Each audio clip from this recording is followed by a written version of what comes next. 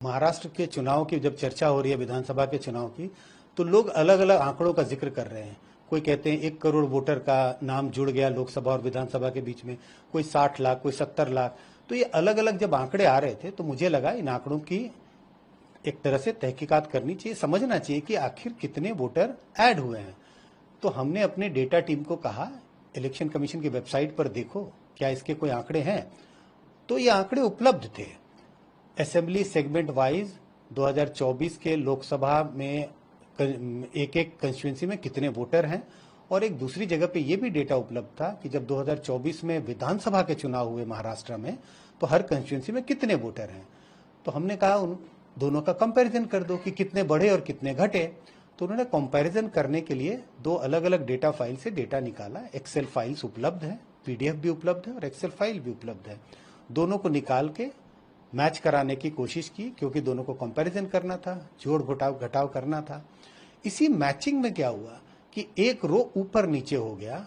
और आपने देखा होगा कि जो डेटा, क्यों मैंने गलत डेटा ट्वीट हुआ, क्योंकि 124 नंबर 125 नंबर जो नासिक वेस्ट की कंस्टिट्यूंसी है, जिसके बारे में मैंने डेटा ट्वीट किया था, उसका कंपैरिजन 125 से नहीं होकर 124 से हो गया।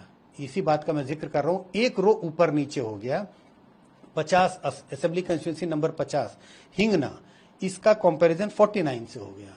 और इस कारण से ये दोनों डेटा आपको गलत, और ऐसे ही सारी कंस्टिट्यूंसी के डेटा। लेकिन ओवरऑल बिल्कुल ठीक है। ओवरऑल में 4.4% की बढ़ोतरी हुई है, लेकिन कंस्टिट्यूंसी वाइज ये उलटफेर हो गया। जब मुझे इस बात का एहसास हुआ, कल मुझे किसी जर्नलिस्ट ने बताया कि आपका कंपैरिजन गलत है।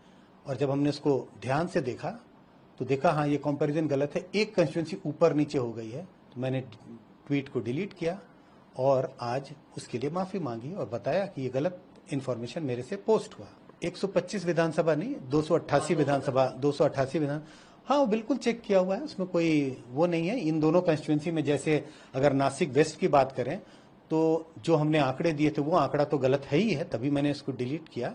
यहाँ 5.9% की बढ़ोतरी हुई है और हिंगना में लगभग 6 पॉइंट समथिंग की बढ़ोतरी हुई है। तो दोनों कंस्टिट्यूंसी में जो मैंने आंकड़े तो 40% से ज्यादा बताए थे, और वो इसी के लिए थे क्योंकि गलत कंपैरिजन हो गया था।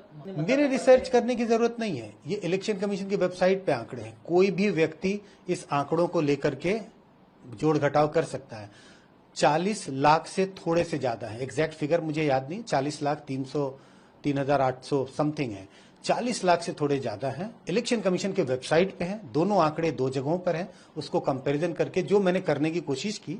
लेकिन इसी कोशिश में ओवरऑल फिगर तो ठीक है, लेकिन कंस्टिट्यूंसी वाइज थोड़ी सी हेरफेर हो गई, और जिसके कारण ये सारा बवंडर क्रिएट हो गया। बहुत सामान्य नहीं दिखता है, क्योंकि 4.4% वोटर बढ़ गए। सामान्य तब हो सकता है कि जब 2024 का लोकसभा का चुनाव हो रहा था और उस वक्त जो वोटर लिस्ट बनी, अगर उस वक्त बहुत सारे लोग छूट गए और उनके नाम आ गए जब असेंबली का इलेक्शन हो रहा था, उन लोगों ने अपने नाम दर्ज करा दिए, तब इसकी संभावना है। वैसे सामान्य नहीं लगता है, क्योंकि ये आंकड़ा बड़ा है, 4.4%, 40 लाख 6 महीने के अंदर में ऐड होना थोड़ा असामान्य, तो थोड़ा सा तो लगता है असामान्य। क्या पहले भी सर इस तरह की चीज कभी आपने अपनी स्टडी में ऑब्जर्व करी हुई हो? देखिए, अगर आप अलग अलग राज्यों को देखेंगे तो आप क्यों असामान्य लगता है, क्योंकि दूसरे राज्यों में 6 महीने 8 महीने में इतनी बड़ी संख्या में वोटर ऐड होते हुए दिखाई नहीं पड़ते हैं।